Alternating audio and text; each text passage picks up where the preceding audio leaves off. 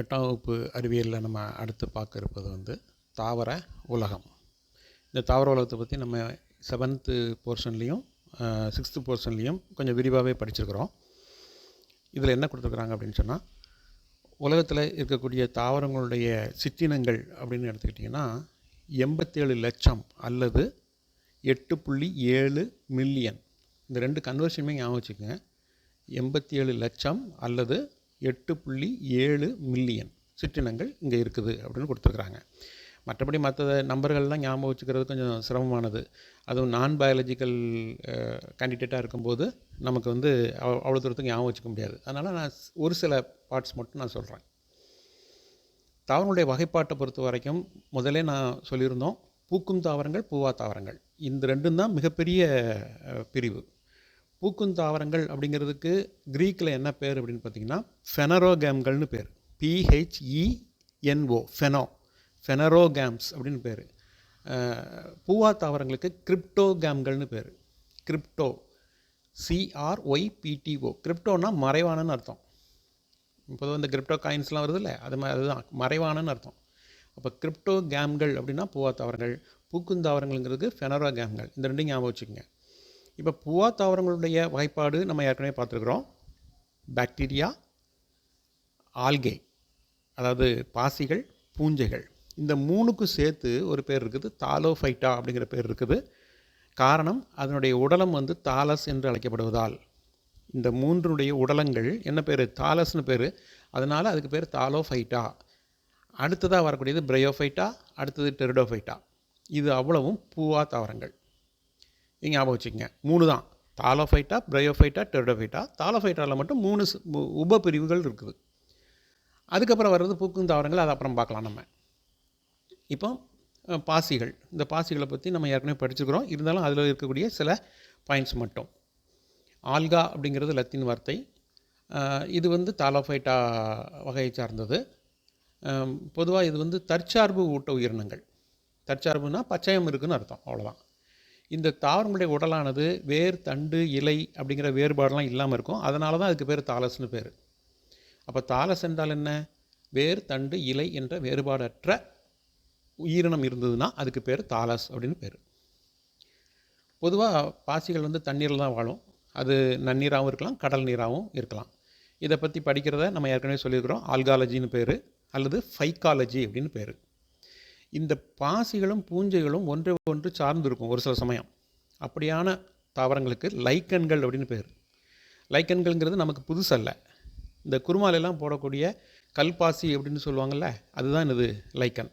அது டைஜஷனை இம்ப்ரூவ் பண்ணும். அதனால் நம்ம அதை எடுத்துக்கிறோம். சரிங்களா? லைக்கன்கள் அப்படிங்கிறது பாசிகள், பூஞ்சைகள் இணைந்து காணப்படக்கூடியது. இது பல முறை கேள்வியில் கேட்கப்பட்டிருக்குது. பாசிகளுக்கும் பூஞ்சைகளுக்குமான ஒரு இணக்க உயிரின முறை என்ன அப்படின்னு கேட்பாங்க. அதுக்கு பேர் லைக்கன்கள் அப்படின்னு பேர். இணக்க உயிரின முறைன்னா ஒன்றுக்குள்ளே ஒன்றுக்கு வந்திருக்கும். பாசிகளும் பூஞ்சைகளும் சேர்ந்துருக்கும். பாசிகள் அதற்கு சாப்பாடு ரெடி பண்ணி கொடுக்கும் பூஞ்சைகளுக்கு, பூஞ்சைகள் நைட்ரஜன் கொடுக்கும். இதுதான் அதுகளுக்குள்ளே இருக்கிற அந்த பரிமாற்ற நிலை, பரிமாற்ற உணவூட்ட முறை. அப்புறம் உடலை இனப்பெருக்கம் அப்படின்னு எடுத்துக்கிட்டிங்கன்னா, நம்ம இதெல்லாம் எல்லாமே ஏற்கனவே பார்த்தது தான். துண்டாதல் மூலம் ஸ்பைரோகைரா, பாலிலா இனப்பெருக்கமும் ஸ்பைரோகைரா நடக்கும். அப்போ இது எல்லாமே நீங்கள் நான் பயாலஜிக்கல் கேண்டிடேட்ஸ் ஞாபகம் வச்சுக்கிறது கொஞ்சம் கஷ்டம். அதனால் மேலோட்டமாக பேசிக்காக என்ன இருக்குது அதை மட்டும் தெரிஞ்சுக்குங்க. அடுத்து இதனுடைய வகைப்பாடு அப்படின்னு பார்த்தீங்கன்னா, நிறமிகளினுடைய அடிப்படையில் ஆல்காக்கள் வகைகளாக பிரிக்கப்படுது. ஏன்னா அந்த பாசிகள் பல்வேறு வகையான நிறங்களை கொண்டது. நீலப்பசும் பாசிகள், பச்சை பாசிகள், பழுப்பு பாசிகள், சிவப்பு பாசிகள் அப்படின்னு இருக்குது. அதுக்கு ஒன்று ஒவ்வொரு பேர் இருக்குது. நீலப்பசும் பாசிகளுக்கு சயனோபைசி அப்படின்னு பேர். பச்சையாக இருக்கிறது குளோரோ அப்படின்னு பேர். குளோரோனாலே பச்சை. பழுப்பு அப்படிங்கிறது ஃபியோ அப்படின்னு சொல்லுவோம். சிவப்பு அப்படிங்கிறது ரோடோன்னு சொல்லுவோம். அப்போ இதை ஞாபகம் வச்சுக்கிறது சிரமம். ஆனால் ஒரு விஷயத்தை ஞாபகம் வச்சுங்க, இது காமன் ஃபார் ஆல் க்ரீக்கு. நீலம் அப்படிங்கிறது சயனோன்னு தான் அங்கே இருக்கும். எந்த ஒரு இடத்துலையுமே சயனோ அப்படின்னு வந்துச்சுனாலே அது நீலத்தை சார்ந்ததாக இருக்கும். குளோரோ அப்படின்னு வந்துச்சுன்னா பச்சையாக இருக்கும். இந்த குளோரோஃபில், குளோரோபிளாஸ்ட் இப்படி வந்துச்சுனாலே பச்சையை குடிப்பது தான் என்னது? குளோரோ. கெமிஸ்ட்ரியில் கூட குளோரின் பசுமை நிற வாயு தான், பச்சை நிற வாயு தான் குளோரின். அதனால் குளோர் அப்படின்னு சொன்னால் பச்சை. குரோம் அப்படின்னு சொன்னால் நிறங்கள், பல நிறங்கள். நம்ம கூகுள் குரோம் சொல்கிறோம் இல்லையா, பல நிறங்களுக்கு என்ன பேர்? குரோம்னு பேர். ஃபேயோ அப்படின்னு சொன்னால் பழுப்பு அப்படின்னு பேர், அதை ஃபியோன்னு சொல்லலாம். ரோடோ ரெட்டு சிவப்பு, ரோடோ அப்படின்னா ரெட்டு சிவப்பு. இதை ஞாபகம் வச்சுக்கோங்க போதும். இதை பற்றிய வேறு ஏதாவது கேள்விகள் வந்தாலும் நம்மளால் சரியாக அதை அட்டன் பண்ண முடியாது. அப்புறம் விண்வெளி பயணத்துக்கு இது எப்படி பயன்படுது அப்படின்னு பார்த்தீங்கன்னா, பாசிகள் வந்து பொருளாதார முக்கியத்துவம் வாய்ந்த ஒரு உயிரினங்கள். இந்த குளோரல்லா அப்படிங்கிறது விண்வெளி பயணங்களுக்கு சாப்பிட பயன்படுதுன்னு நினச்சிக்குவாங்க நம்ம மக்கள். விண்வெளி பயணத்தில் குளோரல்லா வந்து உணவாக பயன்படுதுன்னு. உணவு இல்லாது அந்த கார்பன் டை ஆக்சைடை அகற்றுவதற்கும் மனித கழிவுகளை மக்கச் செய்வதற்கும் பயன்படுறது தான் இது குளோரல்லா அப்படிங்கிற அந்த பாசி. அப்புறம் தனிசெல் புரதம்னு ஒன்று இருக்குது, எஸ்சிபி அப்படின்னு சொல்லுவாங்க. பொதுவாக இட்லி மாவு, தோசை மாவு வந்து நமக்கு வந்து ஒரு புளிக்கலை அப்படின்னு சொன்னால் நமக்கு ஒரு மாதிரி இருக்குது, ஒரு சக்தியற்ற நிலையில் இருக்குதுன்னா காரணம் வந்து அந்த எஸ்சிபி தான். சிங்கிள் செல் புரோட்டீன் அப்படின்னு சொல்லுவாங்க. தனி செல் புரதம், சிங்கிள் செல் புரோட்டீன். இதுக்கு பயன்படக்கூடிய உயிரினங்கள்னு எடுத்துக்கிட்டிங்கன்னா குளோரல்லா ஸ்பைருலினா. Chlorella spirulina. அப்போ இதுக்கு எப்படிங்க சார் இட்லி மாவு வந்து இதாகுது அப்படின்னு சொன்னால், அங்கே இருக்கக்கூடிய அந்த பாக்டீரியாக்களுக்கு தனிசெல் புரதம்னு பேர். ஒரு செல்லில் இருக்கக்கூடிய புரதங்களுக்கு தனிசெல் புரதம்னு பேர். அப்போ நம்ம டெய்லி சாப்பிட்டு தான் இருக்கிறோம், தனிசெல் புரதம் சாப்பிட்டு தான் இருக்கிறோம். மற்றபடி உணவாக பயன்படுவது அப்படின்னு பார்த்திங்கன்னா, இந்த பாசிகளில் வந்து இதை ஞாபகம் வச்சுங்க, அல்வான்னு ஒரு பாசி இருக்குது. அது உலகளாவிய அளவில் எல்லா இடத்துலையும் ஒரு சாப்பாட்டு பொருளாக அது பயன்படுது. இந்த கடல் பாசின்னு ஒன்று கேள்விப்பட்டிருப்பீங்க, ஜெல்லி இதெல்லாம் செய்கிறதுக்கு அகார் அகார் அப்படிங்கிறதெல்லாம் இருக்குது. அதெல்லாம் வந்து இந்த ஜெலிடியம் சிவப்பு பாசியிலேருந்து எடுக்கப்படுது. இது கேட்டுக்கிறாங்க. அகார் அகார் எதிலிருந்து எடுக்கப்படுகிறது? ஜெலிடியம் மற்றும் கிராசிலேரியா அப்படிங்கிற சிவப்பு பாசிகள்லேருந்து எடுக்கப்படுது. இது பொதுவாக நம்ம எதுக்கு யூஸ் பண்ணுவோம்னா, பாக்டீரியாக்களை வளர்ப்பதற்கு, ஆய்வகங்களில் வளர்க்குறதுக்கு யூஸ் பண்ணுவோம். சாப்பாட்டில் வந்து ஜெல்லியான பொருட்கள் தயார் பண்ணுவதற்கு ஸ்டார் ஹோட்டல்ஸ்லாம் யூஸ் பண்ணுறாங்க, அகார் அகார்லாம் யூஸ் பண்ணுறாங்க. பொதுவாக வேளாண்மை எடுத்துக்கிட்டிங்கன்னா அதில் நைட்ரஜனை நிலைநிறுத்துவதற்கு நீலப்பச்சை பாசிகள். எடுத்துக்காட்டு வந்து நாஸ்டாக், அனபினா. இதை ஞாபகம் வச்சுக்கிறவங்க நோட்ஸ் எடுத்து ஞாபகம் வச்சுக்கோங்க. அப்புறம் அயோடின் வந்து எதுலேருந்து எடுக்கிறாங்க? அயோடின் வந்து ஒரு முக்கியமான வேதிப்பொருள், முக்கியமாக இந்த தைராய்டுக்கெலாம் நம்ம பயன்படுத்தக்கூடியது, உப்புகளுக்கு சேர்க்கக்கூடியது. அப்படிங்கிறனால அயோடின் வந்து முக்கியமானது. அயோடின் வந்து எதுலேருந்து எடுக்கப்படுது அப்படின்னா, லேமினேரியா அப்படிங்கிற பழுப்பு பாசியிலேருந்து எடுக்கப்படுது. லேமினேரியா அப்படிங்கிற பழுப்பு பாசியிலிருந்து அயோடின் எடுக்கப்படுது. இதோட பாசியினுடைய பாட்டுங்க முடியுது. அடுத்தது பூஞ்சைகள். இந்த பூஞ்சைகளும் தாலோஃபைட்டா பிரிவை சார்ந்தது. இதுக்குன்னு வந்து தனியான அந்த வேறு தண்டு உடலம் இதெல்லாம் இல்லை, அதனால தான் அது தாலோஃபைட்டாவில் இருக்குது. இதனுடைய இந்த கேள்வி முக்கியமானது. பூஞ்சைகளுடைய உடலமானது ஹைஃபாக்கள் எனும் பூஞ்சை இலைகளால் ஆனது. பூஞ்சைகளுடைய உடலம் ஹைஃபாக்கள் எனும் பூஞ்சை இலைகளால் ஆனது. அதாவது எக்ஸாம்பிளுக்கு நீங்கள் சொல்லலாம், தான் நம்ம கொடைக்காளான் இருக்குதுன்னா பிரித்து பார்த்தீங்கன்னா அதில் இருக்கக்கூடிய சின்ன ஒரு இலைக்கு பேர் வந்து ஹைஃபா அப்படின்னு பேர். மொத்தமாக சேர்ந்துடுச்சுன்னா அதுக்கு பேர் மைசீலியம் அப்படின்னு பேர். பொதுவாக இந்த செல்கள் எல்லாமே நியூக்ளியஸ் உள்ளது, அதனால் யூகேரியோட் அப்படின்னு சொல்கிறோம்.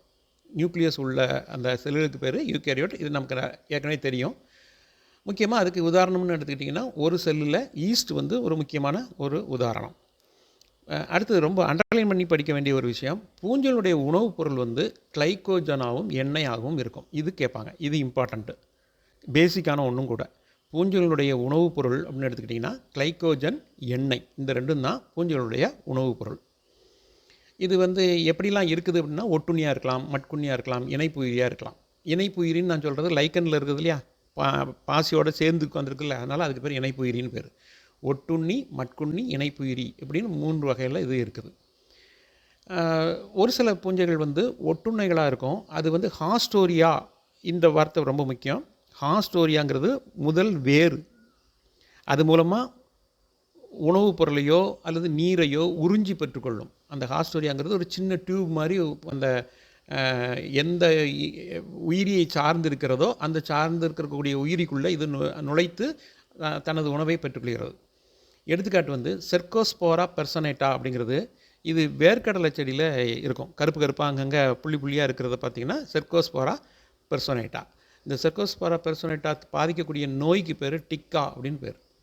வேர்க்கடலையில் வரக்கூடிய நோய்க்கு பேர் டிக்கா. பூஞ்சைகளை பற்றி படிக்கக்கூடியதுக்கு நம்ம ஏற்கனவே பார்த்துக்கிறோம், மைக்காலஜி அப்படின்னு பேர். ஆல்கா பற்றி படித்தா ஃபைக்காலஜி, பூஞ்சைகளை பற்றி படிப்பது மைக்காலஜி, MYCO. ஒரு சில பூஞ்சைகள் வந்து மட்குணிகளாக இருக்கும். அதாவது இறந்து போன அழுகிய பொருட்கள் மீது வாழக்கூடியது. எடுத்துக்காட்டு வந்து ரைசோபஸ். இந்த ரைசோபஸ் வந்து தேங்காயில் கருப்பாக படியும். அதுதான் இது ரைசோபஸ் அப்படிங்கிற பூஞ்சை. இப்போ வகைப்பாடு, பூஞ்சைகளுடைய வகைப்பாடு இது அவ்வளவும் ஞாபகம் வச்சுருக்க முடியாது. இதில் 2 வகை மட்டும் தெரிஞ்சுக்கங்க. மிக்ஸோமைசிட்ஸ், யூமைசிட்ஸ்னு 2 இருக்குது. மிக்ஸோமைசிட்ஸ், யூமைசிட்ஸ். இதில் பொருளாதார முக்கியத்துவம் அப்படின்னு எடுத்துக்கிட்டிங்கன்னா, நுண்ணுயிரி அந்த கொல்லி ஏற்கனவே நம்ம பார்த்துக்கிறோம். பென்சிலியம் நொட்டேட்டம், பென்சிலியம் கிரைசோஜினம் இதெல்லாம் பார்த்துருக்குறோம். அந்த பென்சிலியத்தில் அந்த பூஞ்சையிலிருந்து எடுக்கப்படக்கூடிய பென்சிலின் அப்படிங்கிறது நோய்களை தீர்க்கக்கூடிய மருந்து. அதனால் மருந்துகளின் அரசன் என சொல்லக்கூடியது பென்சிலின். அது ஞாபகம் வச்சுக்கோங்க. அடுத்தது உணவாக நம்ம பயன்படுத்தக்கூடியது வந்து நம்ம பட்டன் காளான்னு சொல்கிறோம்ல, அந்த பட்டன் மஷ்ரூமுக்கு அறிவியல் பெயர் என்னென்னா அகாரிகஸ். பட்டன் மஷ்ரூமுக்கு அறிவியல் பெயர் அகாரிகஸ். வைட்டமின்கள் என்னெல்லாம் கிடைக்குது அப்படின்னு பார்த்திங்கன்னா, பூஞ்சைகள் சாப்பிடும்போது வைட்டமின் B2 வந்து நிறையவே நமக்கு கிடைக்கிது. வைட்டமின் B2 வந்து பூஞ்சைகளை சாப்பிட்டால் நமக்கு அதிகமாக கிடைக்கிது. மஷ்ரூம் சாப்பிடக்கூடிய போது நமக்கு வைட்டமின் B2 கிடைக்கிது. வைட்டமின் B2னுடைய அறிவியல் பெயர்னு பார்த்திங்கன்னா ரைபோஃப்ளோவின் அல்லது ரைபோஃப்ளோவின்னு சொல்லுவோம். அப்போ அந்த ரைபோஃப்ளோவின் அப்படிங்கிறது உருவாக்குறதுக்கு இந்த பூஞ்சைகள் பயன்படுத்தப்படுது. அடுத்தது மதுபானம். பொதுவாகவே அந்த கரும்பு சர்க்கரைகளை நொதிக்க செய்வது கிடைப்பது வந்து கார்பன் டை ஆக்சைடும் ஆல்கஹாலும். அப்போ அந்த ஆல்கஹாலிலிருந்து நம்ம மதுபானம் தயாரிக்கிறாங்க.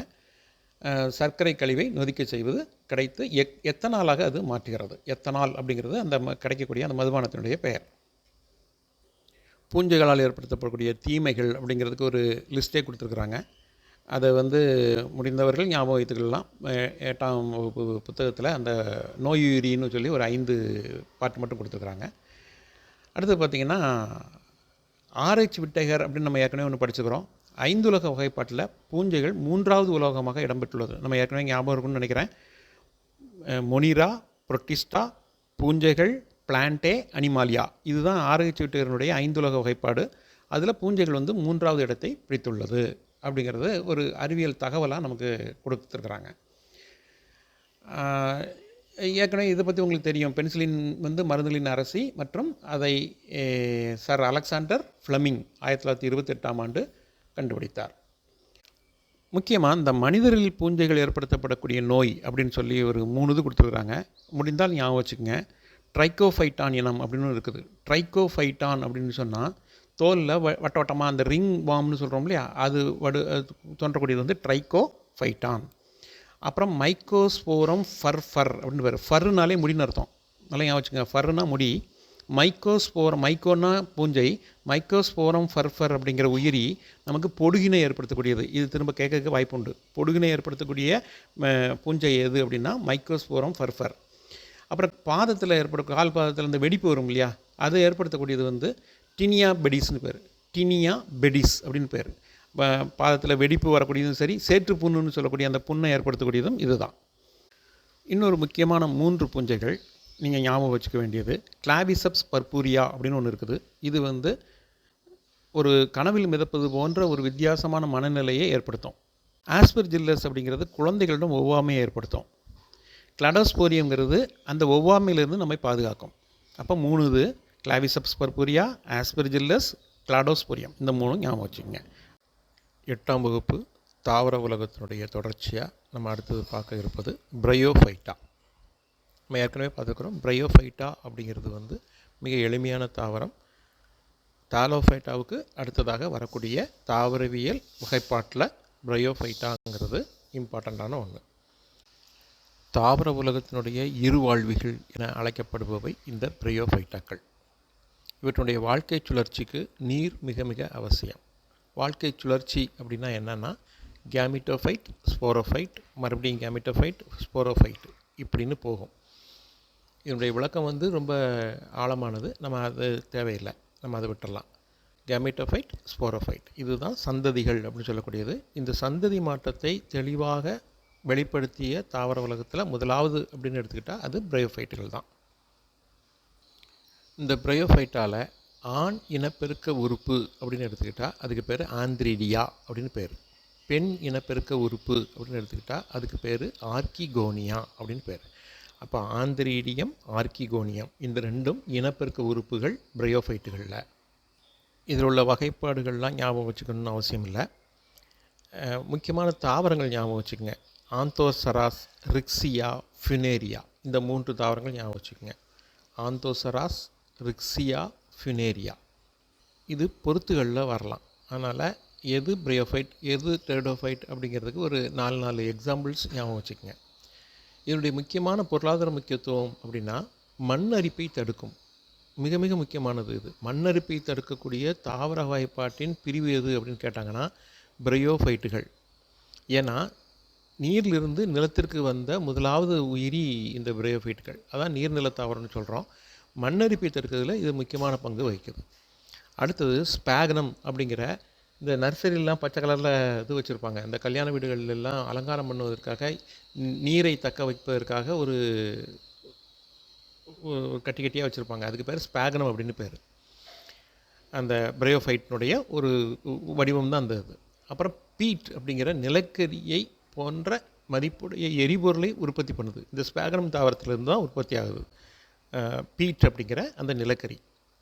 இதை நிலக்கரிக்கு ஈக்குவலான ஒரு எரிபொருள். இதுவும் ஞாபகம் வச்சுக்கோங்க. பீட்டு, ஸ்பாகனம் இந்த 2 வார்த்தையும் இதில் ஞாபகம் வச்சுக்க வேண்டியது. அடுத்தது டெரிடோஃபைட்டுகள். சைலம், ஃப்ளோயம் அப்படிங்கிற கடத்து திசுக்களை கொண்ட முதலாவது உண்மையான நிலத்தாவரங்கள். இந்த மாதிரியான விஷயங்கள் நல்லா ஞாபகம் வச்சுங்க. முதலாவது நீர்நிலத்தாவரம் பிரையோஃபைட்டு, முதலாவது நிலத்தாவரம் வந்து டெரிடோஃபைட்டு. நிமிர்ந்து நிற்கக்கூடிய தாவரத்தில் முதலாவதாகவும் டெரிடோஃபைட்டுகள் இருக்குது. இதுதான் பூவா தாவரங்களில் கடைசி நிலை. பூவா தாவரங்களில் கடைசி நிலையும் இந்த டெரிடோஃபைட்டுகள் தான். இதனுடைய உடல் வந்து தண்டு, வேர், இலை அப்படின்னு பிரிக்கப்பட்டிருக்குது. அதனால் இதுக்கு வந்து தாலஸ் அப்படிங்கிற பேர்லாம் வராது. அதனால் தண்டு, வேர், இலைன்னு பிரிக்கப்படுது. இதனுடைய இனப்பெருக்க உறுப்புகளுக்கு பேரும் ஆர்கிகோனியம், ஆந்திரீடியம். ஆணுக்கு ஆந்திரீடியம், பெண்ணுக்கு ஆர்கிகோனியம். எடுத்துக்காட்டுகள் இந்த பெரணி அப்படின்னு சொல்லப்படக்கூடிய நெப்ரோலிப்பிஸ். நீங்கள் அந்த பொக்கேலெல்லாம் வச்சு கொடுக்குறத பார்த்துருப்பீங்க. அதுதான் நெப்ரோலிப்பிஸ். சைலோட்டம், லைக்கோபோடியம், ஈக்குசிட்டம் இந்த 4 ஞாபகம் வச்சுக்கோங்க. Psilotum, lycopodium, ஈக்குசிட்டம், நெப்ரோலிப்பிஸ். முக்கியத்துவம் அப்படின்னு பார்த்தா பெரணிகள் வந்து அழகு தாவரங்களாக வளர்க்கப்படுது. குடற்புழு கொல்லி இதை ஞாபகம் வச்சுங்க. குடற்புழு கொல்லியாக ட்ரையாப்டெரிஸ் அப்படின்னு ஒரு தாவரம் இருக்குது, அது பயன்படுது. அப்புறம் மார்சீலியா அப்படின்னு சொல்லக்கூடிய தமிழில் ஆரக்கீரை அப்படின்னு சொல்லுவாங்க, இது வந்து உணவாக பயன்படுது. இதோடு பூவா தாவரங்கள் நிறைவு பெறுகிறது. இனி பூக்கும் தாவரங்கள் அல்லது விதை தாவரங்களில் திறந்த விதை தாவரங்கள் அப்படின்னு சொல்கிறோம். ஜிம்னோஸ்பம்கள். ஜிம்னோன்னா திறந்த, ஸ்பம்மா அப்படின்னா விதை. இதில் என்ன முக்கியமானதுன்னா விதைகள் வந்து சூர்பையால் சூழப்பட்டிருப்பதில்லை அப்படிங்கிறது தான். இப்போ மாவை எடுத்துக்கிட்டிங்கன்னா மாங்கொட்டை மட்டும் தனியாக இருக்கிறதாக அர்த்தம். சுற்றி மாம்பழம் இல்லை அப்படின்னு அர்த்தம். அதுக்கு எக்ஸாம்பிள் அப்படின்னா இதில் வந்து ரொம்ப குறைவான எக்ஸாம்பிள் தான் இருக்குது. Pinus Gnetum Cycas. Pinus Gnetum Cycas மொத்த குடும்பமே இவ்வளவு தான் இப்போ உலகத்தில் இருக்கிறது. அதனால் இதை ஞாபகம் வச்சுக்கலாம். முதலாவது கடத்து திசுக்கள் நன்றாக இருக்கக்கூடிய, அதாவது நீரை கடத்து திசுக்கள் வந்து சைலம் அப்படின்னு சொல்கிறோம். உணவை கடத்தக்கூடிய திசுக்கள் ஃப்ளோயம்னு சொல்கிறோம். இது வந்து இப்போ வரைக்கும் கடைசி வரைக்கும் இந்த 2 தான். நீரை கடத்துவது சைலம், உணவை கடத்துவது ஃப்ளோயம். இஃப்னு ஞாபகம் வச்சுங்க. ஃபுட்டு ஃப்ளோயம், நீர் வந்து சைலம் அப்படின்னு ஞாபகம் வச்சுக்கலாம். இதனுடைய முக்கியத்துவம் அப்படின்னு பார்த்தா இந்த பேப்பர் இண்டஸ்ட்ரீஸ் அதில் பயன்படுத்தப்படக்கூடியது என்ன அப்படின்னா பைனஸ், அகாத்திஸ் அப்படின்னு 2 தாவரங்களை பயன்படுத்துகிறாங்க. நீங்கள் பைனஸ் மட்டும் ஞாபகம் வச்சுக்கலாம். ஊசிலை தாவரங்களில் முக்கியமானது இது. இவைகள் எல்லாமே ஊசிலை தாவரங்கள் தான். ஒட்டு பலவைகள், அதாவது பிளைவுட்டு தயாரிப்பதில் அகாத்திஸ் யூஸ் ஆகுது. பைனஸ் தாவரத்திலேருந்து, அதாவது பைன் அப்படின்னு சொல்லுவாங்க, கிறிஸ்மஸ் ட்ரீன்னு சொல்லுவாங்க இதை. இந்த பைனஸ் தாவரத்திலேருந்து பெறப்படக்கூடிய டர்பன்டைன் அப்படிங்கிற எண்ணெய் வந்து மூட்டு வலிக்கு நிவாரணியாக இருக்குது. அப்புறம் பைனஸ் தாவரத்தினுடைய விதைகள் வந்து உணவாக பயன்படுது. எஃபிட்ரின் அப்படிங்கிறது வந்து ஆஸ்துமா, இருமல், சுவாச கோளாறு இதுக்கு பயன்படுது. எஃபிட்ரின் அப்படிங்கிறது ஒரு ஆல்கலாய்டு. அது வந்து எஃபிட்ரா அப்படிங்கிற மரத்துலேருந்து எடுக்கப்படுது. அப்புறம் ஆரோக்கேரியான்னு ஒரு அழகு தாவரம் இருக்குது. இது வந்து ஜிம்னோஸ்பம்களுடைய பொருளாதார முக்கியத்துவம். அடுத்தது ஆஞ்சியோஸ்பெர்ம்கள். ஆஞ்சியோ அப்படின்னா மூடியன்னு அர்த்தம், ஸ்பெர்மானா விதை.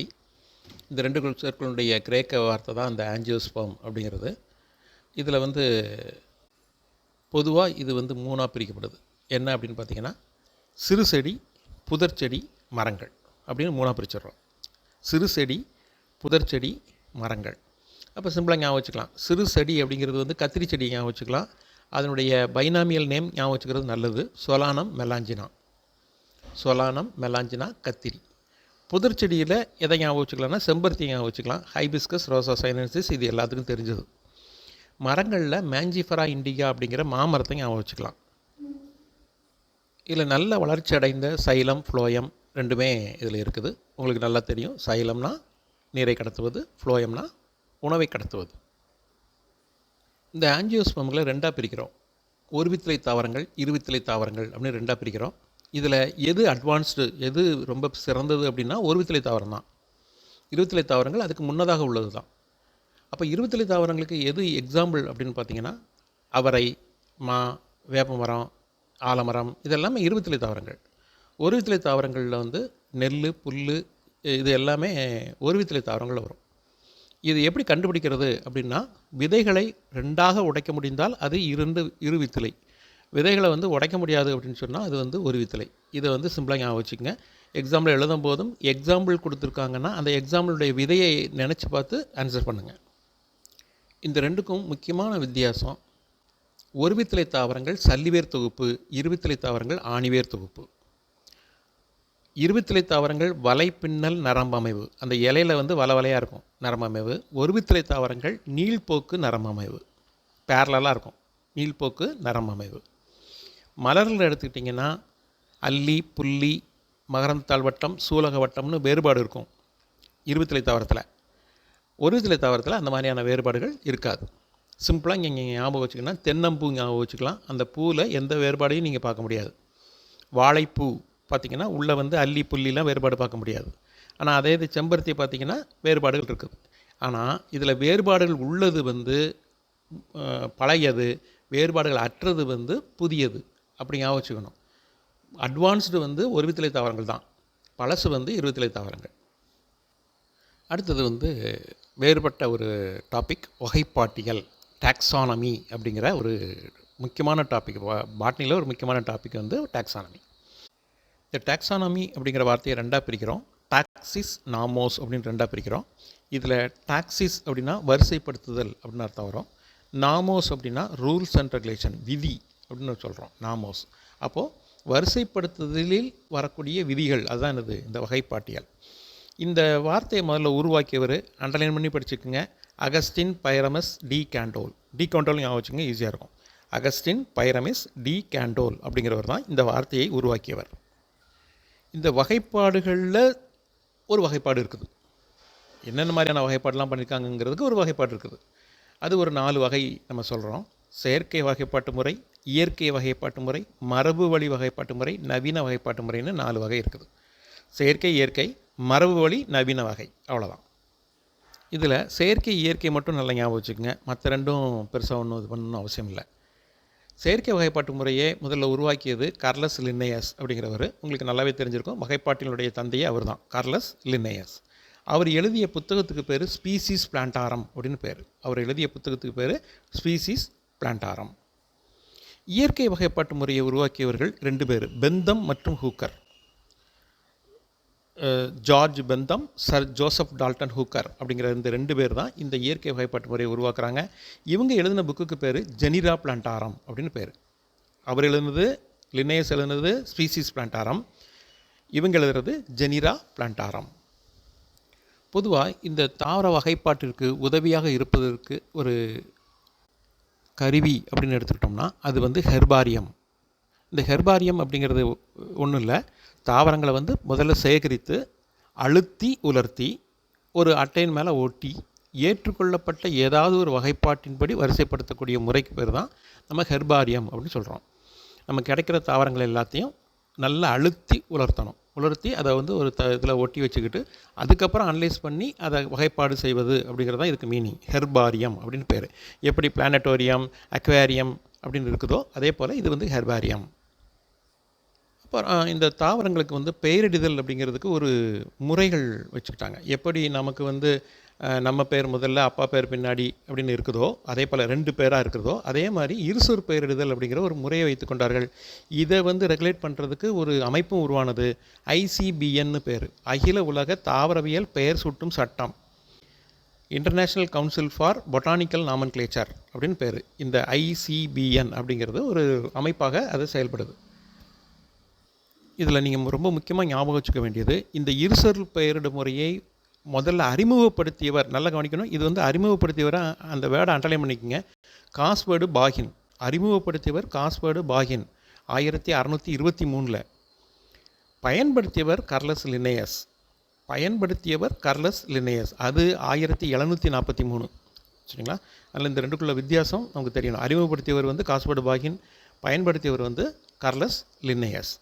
இது எப்படி பயன்படுத்தப்படுது அப்படின்னு எடுத்துக்கிட்டிங்கன்னா, இப்போ ஒரு தாவரத்தை எடுத்துக்கிறோம், மாமரத்தை எடுத்துக்கிட்டிங்கன்னா மாஞ்சிஃபரா இண்டிகா. மாஞ்சிஃபரா அப்படிங்கிறது பேரின பெயர், இண்டிகாங்கிறது சிற்றின பெயர்.